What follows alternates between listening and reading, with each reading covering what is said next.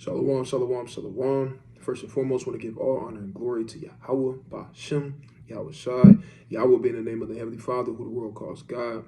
Yahweh Shai being the name of his beloved Son, who the world intimately calls Jesus. Now, this is the brother Yair Radad of WFI Indiana camp, coming at y'all with a quick cold cut through the spirit, right? Just going into pride. All right, pride will destroy you. Straight up, pride will sift you out. Pride will kill you. Pride will destroy you. Pride will take you out the way, if you understand what I'm saying, right? And pride will be your downfall, man, if you let it. If you let pride overtake you, if you see and understand that you have prideful ways and don't put those ways aside and don't kill that prideful way and put it in the dirt, hey, it'll expose itself in due time. All right, whether that be in different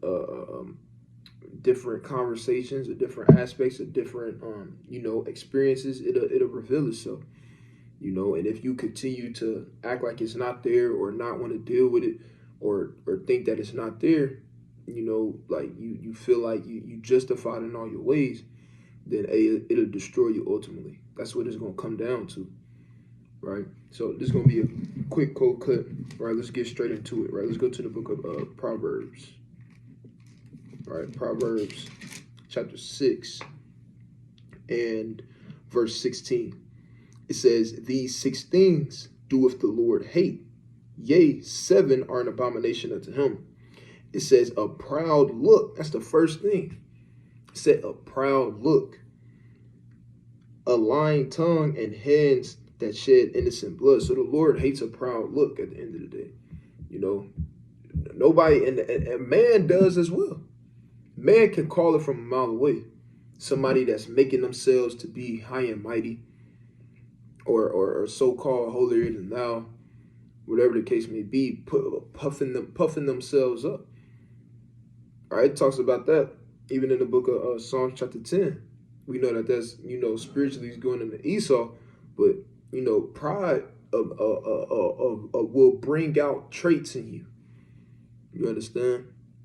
Pride will make you puff up at others. Pride will make you say certain things where it's like, man, that brother kind of, it'll reveal itself, right? And even the Lord, he hates pride, man, arrogancy. And if the Most High God hates it, man hates it. Or vice versa, if man hates it, then the Most High God hates it, man. Man can see it from a mile away, most of the time. A prideful look, a haughty mind. Even man, man to look at it like, man, like, this brother, man, he all right? Calm down, brother. Like come back down to, earth. So I'm gonna read that one more time. It says, "These 6 things doeth the Lord hate; yea, 7 are an abomination: a proud look, a lying tongue, and hands that shed innocent blood, and a heart that deviseth wicked imaginations,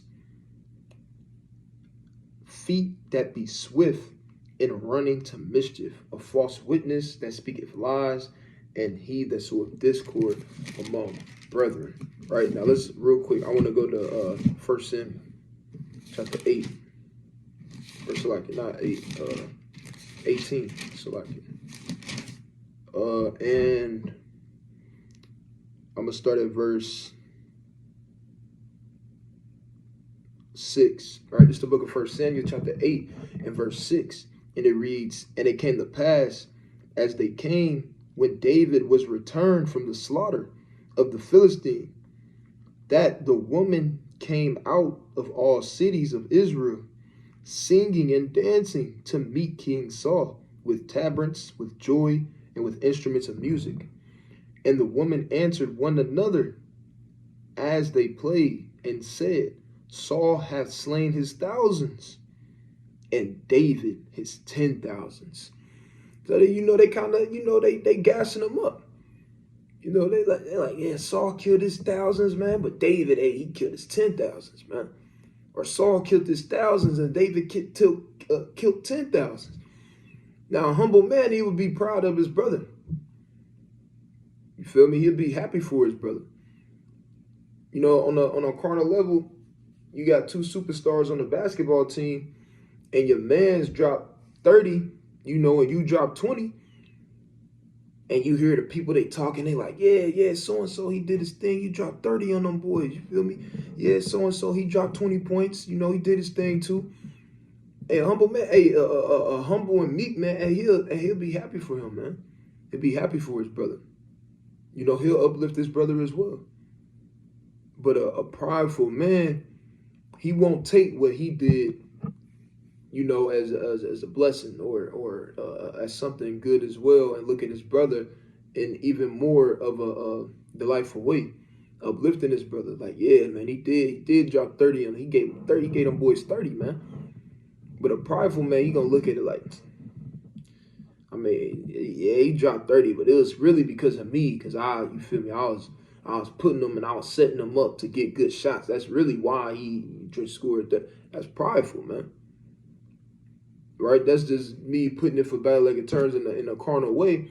But right, let's keep reading on. Let's see how Saul responded when he heard those different things. This is 1 Samuel chapter 18, and reading on in verse 8. It says, and Saul was very wroth, and the saying displeased him. And he said, they have ascribed unto David 10,000s, and to me they have ascribed but thousands.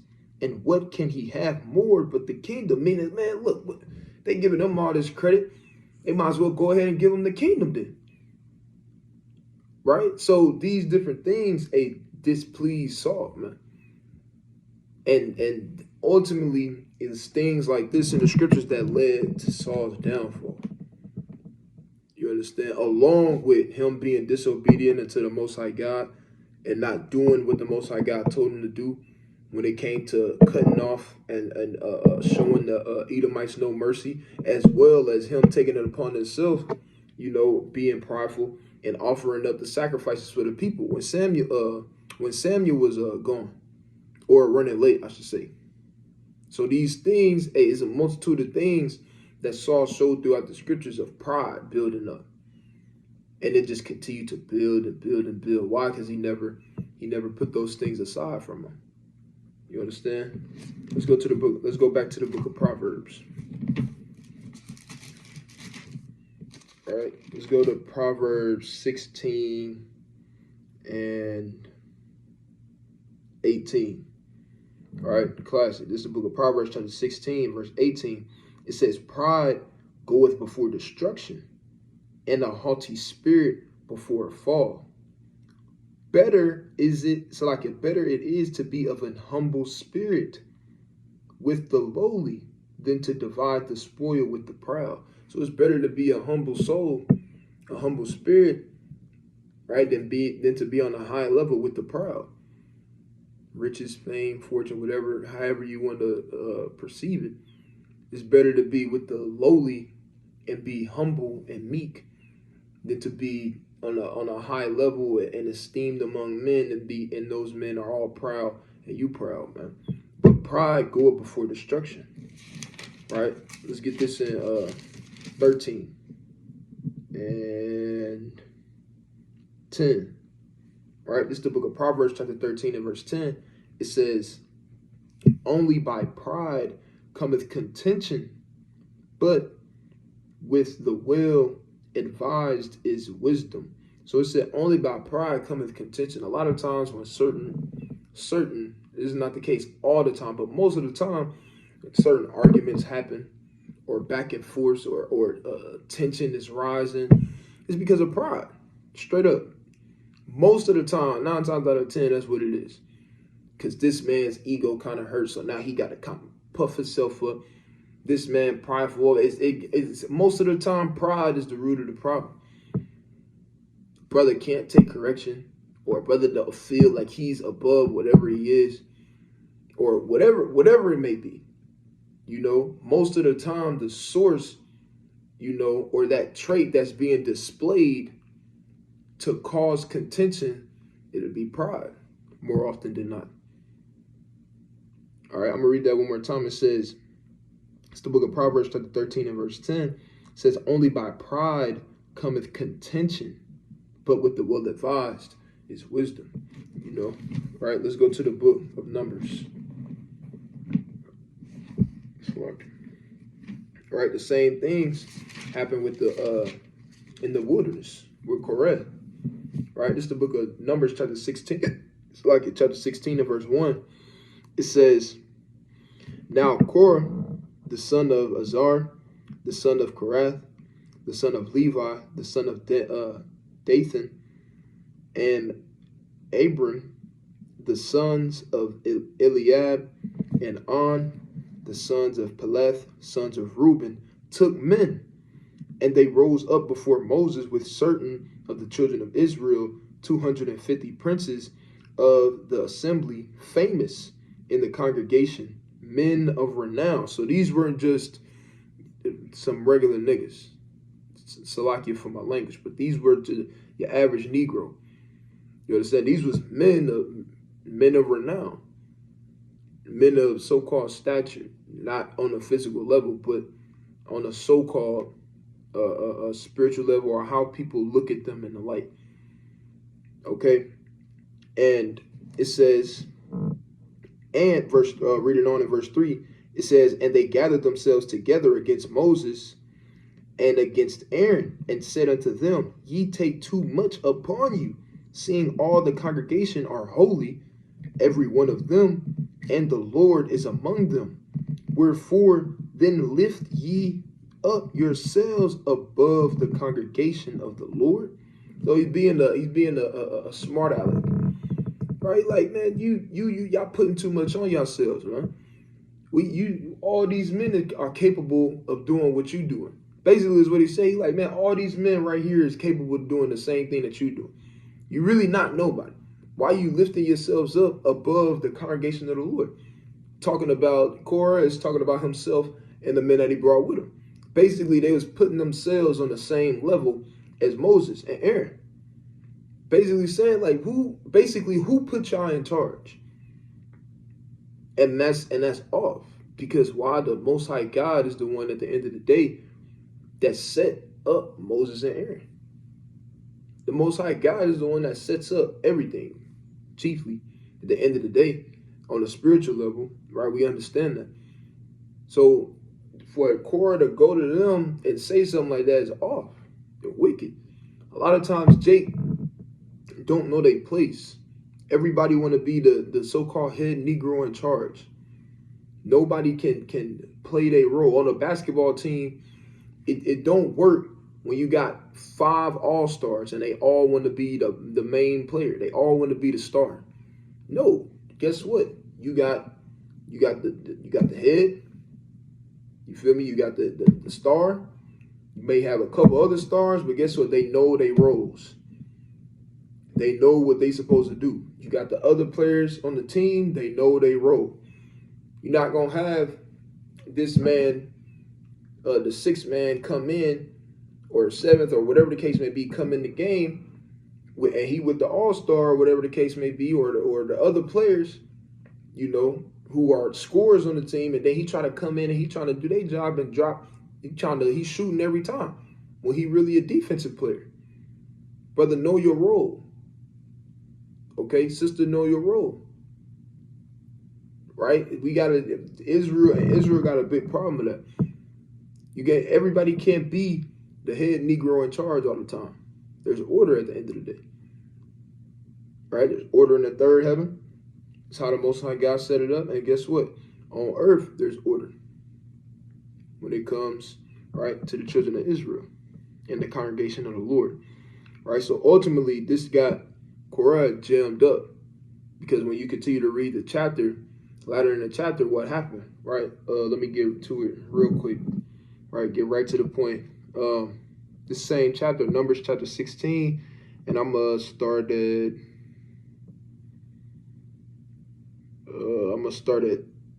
30. Right? It says, but if the Lord make a new thing, and the earth open her mouth and swallow them up with all that appertain unto them, and they go down quick into the pit, then ye shall understand that these men have provoked the Lord. And it came to pass, as he made an end of speaking all these words, that the ground clave asunder that was under them, and the earth opened her mouth and swallowed them up, and their houses, and all the men that apprehended to Korah, and all their goods. You see that? So they got put to death, man. Why did they get put to death? Because of pride. Ultimately, that's what it come down to. Pride, and they raising themselves up against the men that the Most High God set up, Moses and Aaron. And they raised themselves up against them because why? They didn't know they role. Or they knew they role, but they wanted to take on more. They wanted to be, they let that pride get the best of them. Right? Let's go to the book of James, chapter 4, verse 6, real quick. Then we have a couple more. Close up. It's the book of James, chapter 4, verse 6. And it reads, but he giveth more grace. Wherefore he saith, God resisteth the proud, but giveth grace unto the humble. So the Most High God resisteth the proud. Most High God is not going to raise up the proud and continue to make him wax stronger and stronger and stronger. And he just keep getting all these things. And the Lord is looking at him like, I am very pleased with that. Nah, the Lord resisted the proud. There's multiple accounts, right? We can do this all day long, going through different accounts of men letting their pride get the best of them. Whether that be because they tried to uplift themselves, or whether they felt like they was better than somebody else, or whether they let their pride shame other men. You know, pride comes in many different ways. You understand? So I'm gonna read that one more time. It says, but he giveth more grace, wherefore he saith, God resisteth the proud, but giveth grace unto the humble. All right, let's go to the book of Proverbs, chapter 18. Actually, let's go to the book of Romans real quick first, since we already close by. So book of Romans chapter 12 and verse 3. And it reads, for I say, through the grace given unto me, to every man that is among you, not to think of himself more highly than he ought to think, but to be sober, but to think soberly, according as God hath dealt to every man the measure of faith. So the Lord, even the Lord, all throughout the scriptures is telling you, look, don't uplift yourself more than you should. Don't uplift yourself more than what the Spirit of the Most High God gave. You understand? Don't try to use, the Most High God gave you a certain spirit, a certain amount of, or a certain portion of the Spirit, but you trying to uplift yourself and create this whatever you want to call it, of the spirit of this portion of the Spirit that the Lord didn't give you. You understand? I'm gonna read that one more time. It says, for I say, right, this is Romans chapter 12, verse 3. It says, for I say, through the grace given unto me, to every man that is among you, not to think of himself more highly than he ought to think, but to think soberly, according as God hath dealt to every man the measure of faith.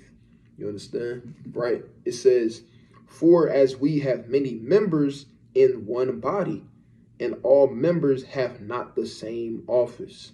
Right? You continue reading on. It explains and break all those things down at the end of the day. Right? You never want to do that. You never want to exalt yourself, period, at all. All right, let's go to the book of Proverbs 18 and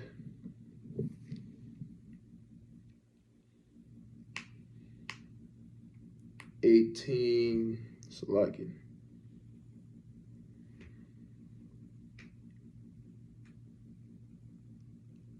And 12. God, that's what I want. It's the book of Proverbs, chapter 18 and verse 12. It says, before destruction, the heart of man is haughty, and before honor is humility. So before pride go before destruction, right? But hey, and the same thing is saying, or it's like it's saying the same thing here. Hey, before destruction, the heart of man is haughty. So before all hell breaks loose with a man and between another man, or a situation or a kingdom or whatever it is, the heart of man, meaning the mind of man, is haughty. He is esteeming it, esteeming itself. The same thing was going on during the time of ancient Egypt with Pharaoh. His pride got the best of him. His pride. Obviously, we know that the Most High God is the one that made him to be that way, but his pride got in the way. His pride took advantage of him. His pride, was his destruction at the end of the day. Why? Because Moses, he said, "Let my people go that we may go serve the Most High God and do sacrifice unto him in the wilderness," paraphrasing. And he would tell him one day, he would tell him, "All right, go." Then he would say, "Man, nah, they can't do that. You feel me? I'm Pharaoh. I'm king. Nah, listen to me. I got these magicians and these warlocks right here and wizards. They can do the same thing that you claiming that your God can do." That's his pride getting in the way of him. And they don't always have to be things to that extent. Jake, somebody can tell you something simple and you don't take it as correction because you let your pride blind you from taking correction. You let your pride blind you from things that you should be working on, but you're not working on it because you feel like it's not a problem. You feel like you good. You feel like there's nothing wrong with what you're doing. That's your pride blinding you from ultimately what you could be working on, fixing, bettering yourself at. Why? Because pride goes before destruction, right? And before destruction, the heart of man is haughty. Pride is blind you, and you don't want to get to that point to where pride is blinding you, because it'll be hard to get out of that. Because if you're already blind to certain things, they just gonna continue to. It's gonna be a snowball effect, similar to like how it was with King Saul. You definitely don't want to be in a situation like that, right? So let's go to the book, 1 Peter, chapter 5. All right, this will be the last one to close up. All right, it's the book of 1 Peter, chapter 5, and verse 6. And it reads, "Humble yourselves, therefore, under the mighty hand of Yahweh, that he may exalt you in due time." So you want the Most High God to be the one that exalts you at the end of the day. You want other people to be able to speak about you in a beautiful manner. Put it like that. You want other people to praise you, not you praise yourself, or you boasting yourself in the evil way, or you boasting of yourself and trying to put yourself in the spirit that a portion of the spirit that the Most High God didn't give you, uplifting yourself. You want to be the head Negro in charge. You getting blinded by the fact your pride is in the way, blinding you from things that you should be working on, or things that you know you're wrong about, but you don't want to accept it because that pride won't let you. Okay? You don't want, pride will destroy you if you let it. And if you somebody that deals with those different things, you gotta fast and pray those things away, man. So you don't deal with those different things. You want to be pure and sincere in heart. All right, so I'm gonna read that one more time. All right, this is 1 Peter chapter 5, verse 6. It says, "Humble yourselves, therefore, under the mighty hand of Yahweh, that he may exalt you in due time."